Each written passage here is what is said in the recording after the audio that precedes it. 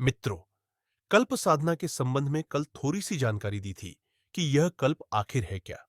यह भी बताया था कि कल्प माने है परिवर्तन। पर यह परिवर्तन क्या होगा, कौन करेगा, कैसे संभव होगा? आप कुछ सहयोग करेंगे और हम आपकी सहायता करेंगे। कल हमने कहा था कि आपको अपने भीतर के दृष्टिकोण को बदल देना चाहिए। क्रिया भी इसमें सहायक है। इसके लिए आपसे जप करा रहे हैं, अनुष्ठान करा रहे हैं, ध्यान करा रहे हैं, भोजन के बारे में, आहार की भी साधना करा रहे हैं। ये क्रियाएं हैं। इन क्रियाओं का मतलब सिर्फ इतना है कि आप अपने भीतर वाले दृष्टिकोण, चिंतन चरित्र, स्वभाव, रुचि और आकांक्षाओं को बदल दें। अगर आपने यह अनुमान लगा लिया हो कि केवल क्रिया करने से, जादूगरी के तरीके से आपको कहीं आसमान से कोई सिद्धियां आ टपकेंगी, तो आप इस ख्याल को निकाल दीजिए। करना आपको ही पड़ेगा। आपके के बिना कोई रास्ता नहीं है। आप अगर चुपचाप बैठकर के गुरु जी के आशीर्वाद, सीधे गायत्री माता के आशीर्वाद से या किसी मंत्र के चमत्कार से बदलना चाहते हो और अपनी परिस्थितियों को सुधारना चाहते हो और स्वयं कष्ट उठाने से इनकार करते हो, तो ख्याल रखिए, आपको सफलता मिलने वाली नहीं है। 1 महीने का समय भी आपका बेकार चला जाएगा। अच्छा हो आप वास्तविकता को पहले समझ लें, फिर कदम बढ़ाए।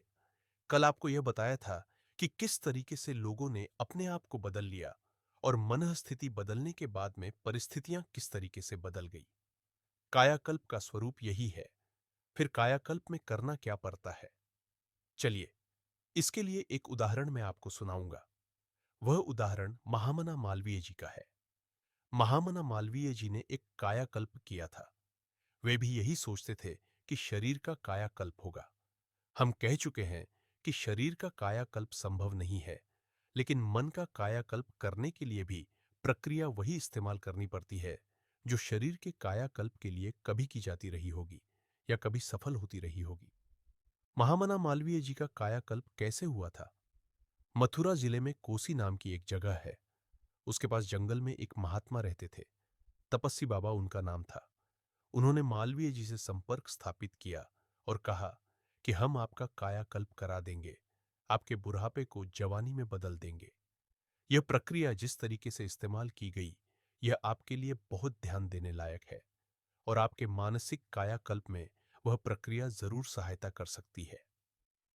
आगे अगले अंक में हम देखेंगे, जानेंगे कि कैसे मालवीय जी ने कायाकल्प किए, कैसे बुढ़ापे को जवानी में बदले, इसके लिए उन्होंने क्या क्या किया, क्या क्या कृत्य किया। पंडित श्रीराम शर्मा आचार्य